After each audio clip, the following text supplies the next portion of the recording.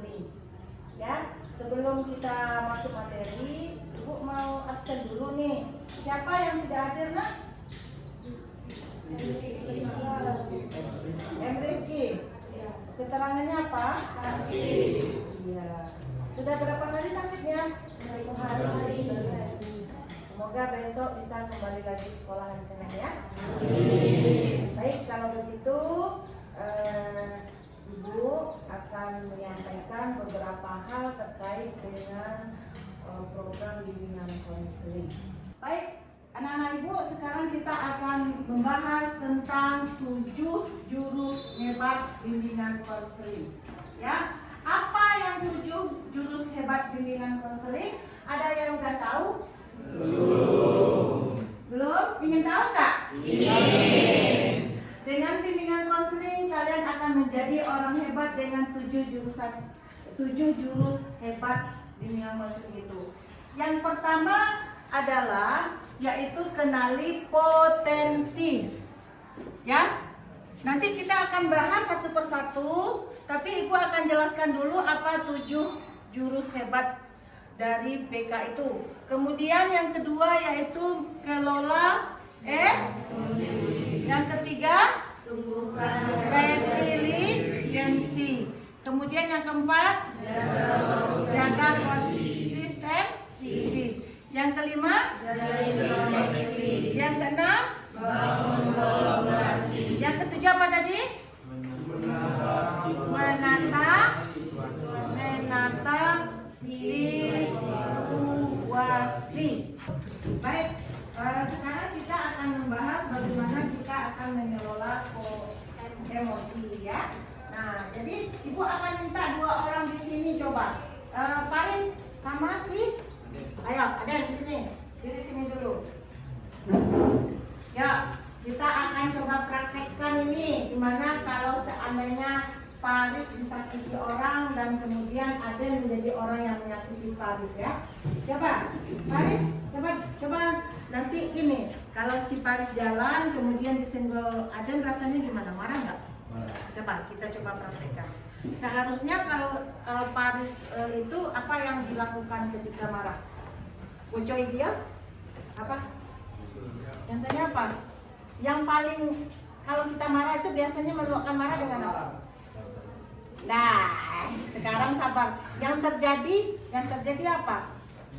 Kenyataannya. Ya, kita coba ya.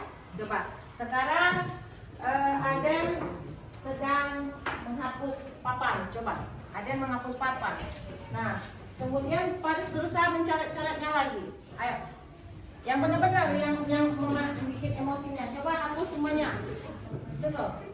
Nah, gimana? Coba, jangan sampai ketawa. Rasakan ya emosi itu ada. Ya, ya. Terus coba. Apa rasanya? Dorong. Terus, dorong.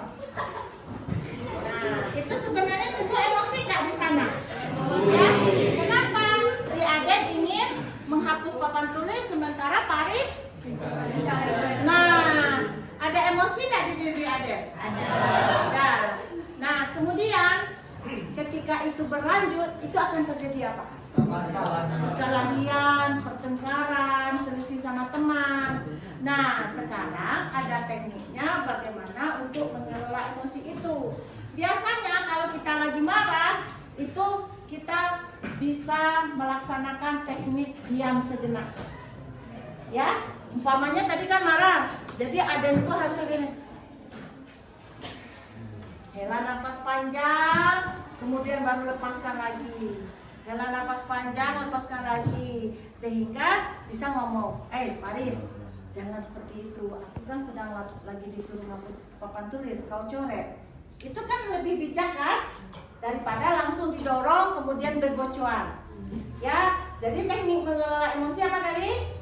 Menarik nafas panjang, lepaskan 3 kali. Terus ada lagi teknik yang lain bisa kita praktekkan. Nah, apa itu? Dengan apa?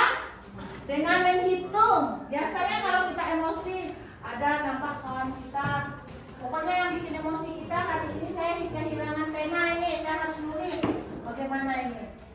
Wah, kita sudah setuju ini. Kau tadi ya yang nyuri pena saya, kau pasti kau duduk dekat saya. Ketika saya mengeluarkan pena, kau ada di sini. Kemudian bisa kita labrak dia kan?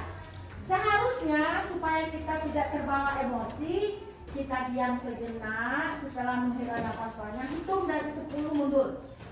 10, 9, 8, 7, 6, 5, 4, 3, 2, 1.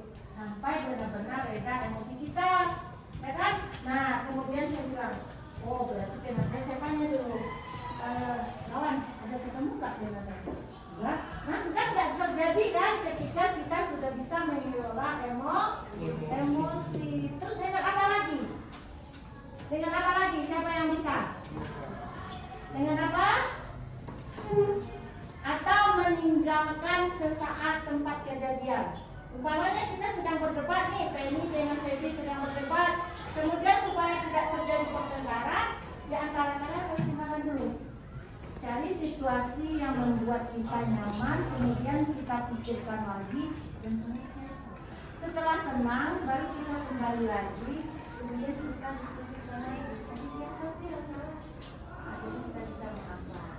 Jadi untuk mengelola emosi itu biar tidak terjadi permasalahan lebih lanjut yang resikonya apa? Pertengkaran. Umpamanya di jalan di sini kan kalau pulang banyak kan motor.